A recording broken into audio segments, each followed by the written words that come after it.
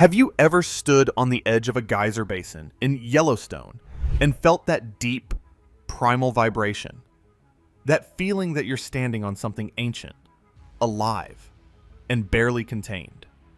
It was July 23rd, 2024, and the ground exploded completely unannounced. It unleashed a violent percussive blast that hurled a towering mixture of boiling water, mud, and rock fragments high into the air. In the immediate aftermath, the US government moved with shocking speed. They evacuated tourists and sealed off the area, turning a top tourist destination into a high-alert danger zone, shutting it down for the rest of the year, possibly longer. The official story emerged quickly, but a chilling question began to spread. Was this just a steam explosion, or was it the first terrifying growl of the sleeping giant beneath Yellowstone? 55 seconds of chaos. The morning of July 23rd started like any other summer day. Tourists crowded the boardwalks of Biscuit Basin. Cameras ready, completely unaware of what was about to happen. Then, at exactly 10 a.m., the earth tore open. Black Diamond Pool, tranquil just moments before, exploded into unrestrained chaos. For 55 terrifying seconds, a column of dark, churning mud roared skyward. That inky color wasn't smoke or shadow. It was the land itself, ripped apart and hurled into the sky. When the roaring finally stopped, the scene was one of total devastation. A massive section of the wooden boardwalk, built to keep visitors safe, was completely gone, obliterated. The ground was littered with projectiles. Rocks the size of grapefruits were hundreds of feet away. But closer to the vent, search teams found massive blocks of debris, some weighing hundreds of pounds. The emergency response was immediate. It was a terrifying near miss. Records show 209 visitors had already entered that specific basin that morning. Had the explosion happened just minutes earlier, we would be talking about a mass casualty event. The fact that no one was injured wasn't due to planning. It was pure, dumb luck. The devil's pressure cooker. So what actually happened? What was this incredible force? The official story from the Yellowstone Volcano Observatory is that this was a hydrothermal explosion. Think of Yellowstone's geothermal system as a massive underground pressure cooker. Rain and snowmelt seep deep into the Earth's crust, where they are heated by the residual energy of Yellowstone's dormant magma chamber. This water becomes superheated, far above its boiling point, but the immense pressure from the rock above keeps it liquid. Over time, minerals create a natural seal, a cap rock, that traps the pressure. It allows it to build and build to incredible levels, until something gives. A hydrothermal explosion is what happens when that seal fails, catastrophically. The pressure is suddenly released, and the superheated water instantly flashes into steam. It expands to over 1,600 times its original volume. It's a failure of the park's high-pressure plumbing, not the volcano itself. A history written in violence. Here's the part they don't always tell you. The Biscuit Basin event wasn't a freak accident. It was just the latest chapter in a long and violent history. A pattern of destruction written into the very DNA of Yellowstone. The geological record of the park is scarred by these steam-driven blasts. Since the end of the last ice age, researchers have traced at least 18 colossal hydrothermal blasts. Eruptions so violent they didn't just scar the surface, they rewrote the landscape itself. These weren't small pops. They were cataclysmic events that carved out craters ranging from 300 to over 2,500 meters in diameter. The largest of them all created what is now Mary Bay on the shore of Yellowstone Lake. About 13,800 years ago, a blast of unimaginable force created a crater 1.6 miles across.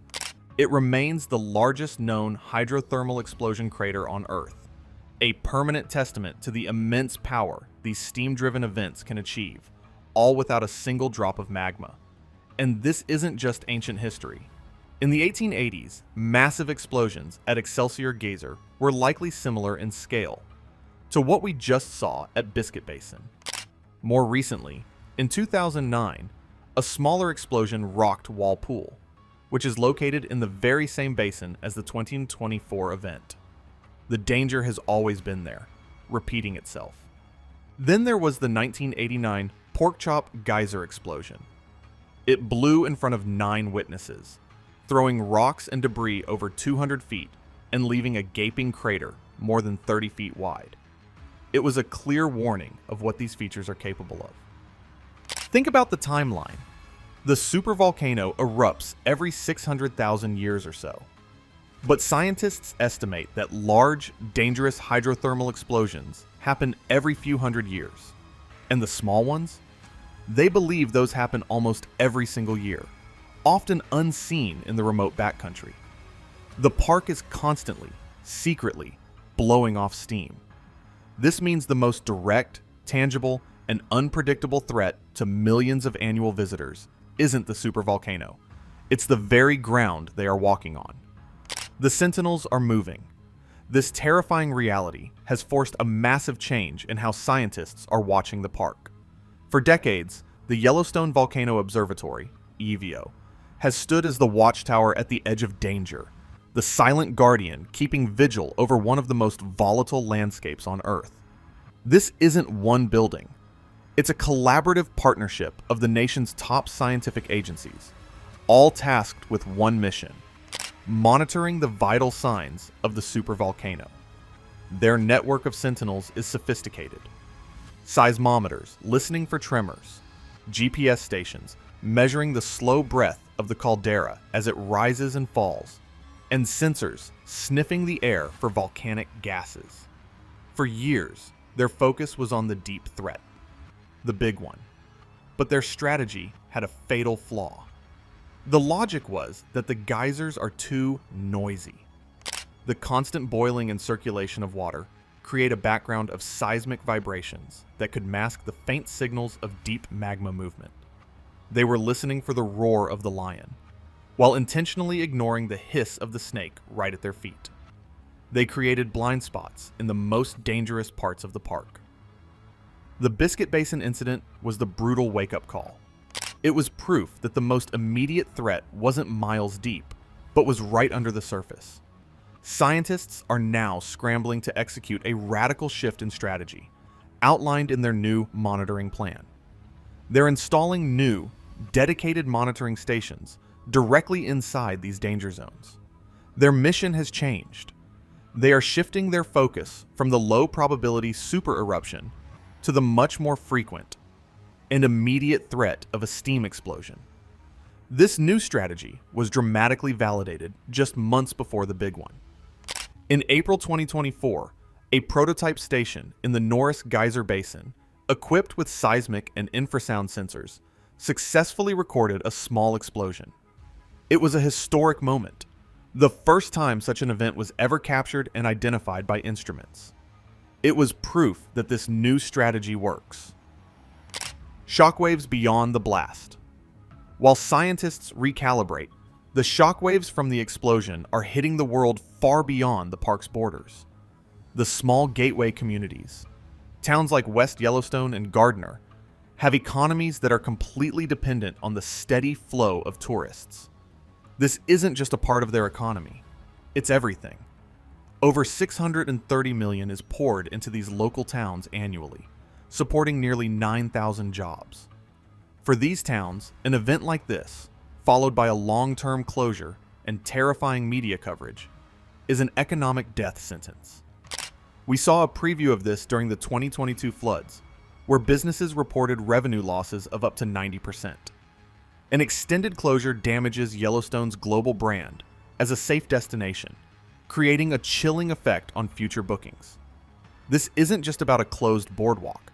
It's about the potential collapse of an entire regional economy that lives and dies by the park's open gates. This isn't just a question for Yellowstone. It's a wake-up call for geothermal sites worldwide, from Iceland to New Zealand. The event forces a review of everything from infrastructure placement to visitor education. Have we all become too complacent in our desire to get a closer look at the untamed power just beneath our feet? The giant isn't the only monster. The 2024 Biscuit Basin explosion was a dramatic and powerful display of the forces that define Yellowstone. It was not the park's famous supervolcano waking up. Instead, it was a violent reminder of a different kind of monster, one that is far more active and unpredictable. The event confirmed that the primary geological hazard to visitors is not a fiery eruption, but the sudden failure of the high-pressure waterworks simmering just inches beneath their feet. It was a warning shot, a reminder that the ground beneath our feet is not as solid as we think. The question is, are we listening? Because while everyone keeps watching the sleeping giant, the real danger might be the boiling water waiting to explode.